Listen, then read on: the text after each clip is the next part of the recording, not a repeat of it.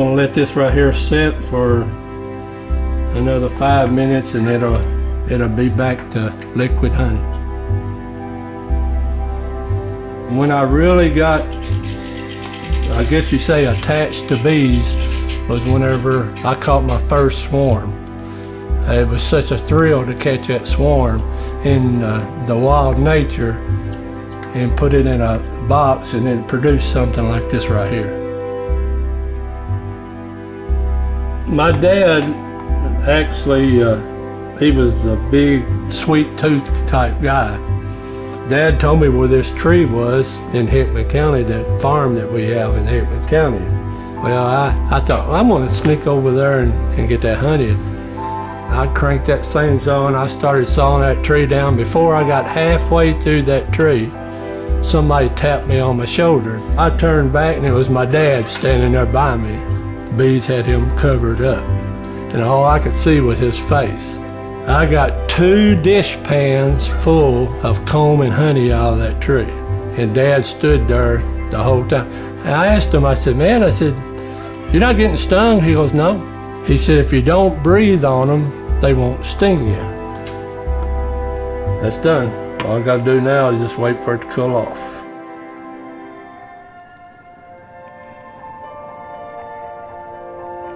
I wouldn't trade my life, change anything. I mean, I enjoyed it all.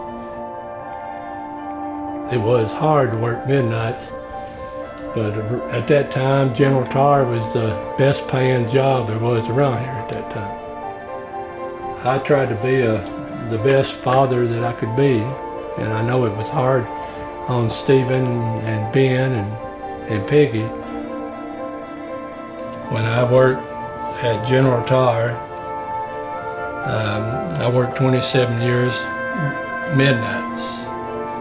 So this lady right here, she would come down here, get me up, make sure I got to work, and then she would stay here and take care of my 3 kids. She's my angel right now. She watches over me every day. My dad was more of a hard love person. I'm a whole lot like that. I care about everybody. I feel like I love everybody, but I show them in a different way. God gave you that ability to make a choice. That's one of the choices you make. And do you want to be close? This is a leather jacket from Fancy Farm Golden Gophers, and I received this when I was a freshman in high school in 1969. When I was in the 6th grade, I said, I'm going to earn one of them jackets. And when I was a freshman, I earned this jacket for playing basketball. I hope that when Stephen and Ben looks back, and they'll say, man, I want to be just like Dad. You're not just a father 8 hours a day. You're a father 24 hours a day, whether that child's with you or not. Whether you got a daughter, whether you got a son, show that son that you love him, show that daughter that you love them. And you can do that in so many ways that don't cost a penny. If you take care of each other, you're going to live a long life. I wanted to have a family to carry on the elder name, to carry on things that I did in my child life. I don't talk about my past as much. It's not that it was a hard past or a sad past. Sometimes I feel like I didn't do enough.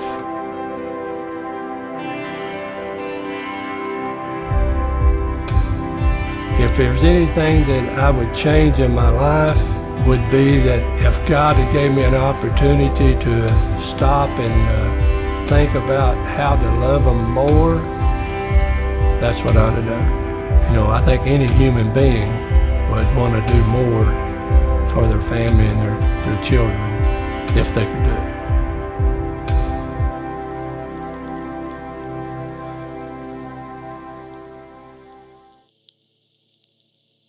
But there's not a time, Stephen, that I can honestly say to myself that I ever was disappointed in you. You've always been a man that took a lot of challenges on in your life at a young age too.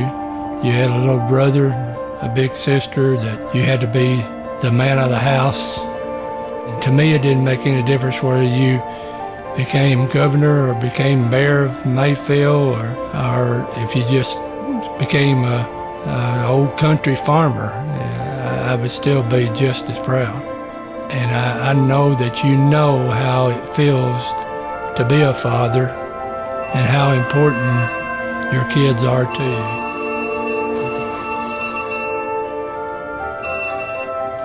Hello. We're talking right now, doing some voice tape, and y'all have a good practice. You know, if you want to come down, you're welcome to. All right then. All right, love you.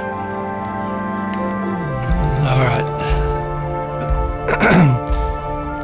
As I said, I know you know the feeling of what the love is for a child, and you're going to achieve a lot of things in your life that I'm even going to be even more proud to be part of. Stephen, I couldn't thank the Lord enough for Him giving me a son like you. I love you, boy, and I'll love you until the day I die. Even after I leave this world, the love will never end. I'm not going yet, but I just want to let you know that, you're my first boy. I know all I got to do is pick up the phone and you'd be here within a minute.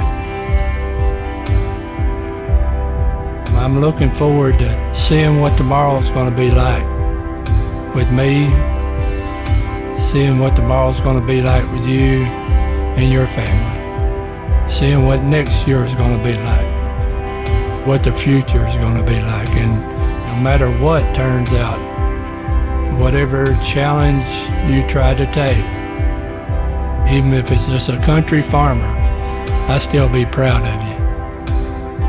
And if you ever need any help, just call me. I love you, son.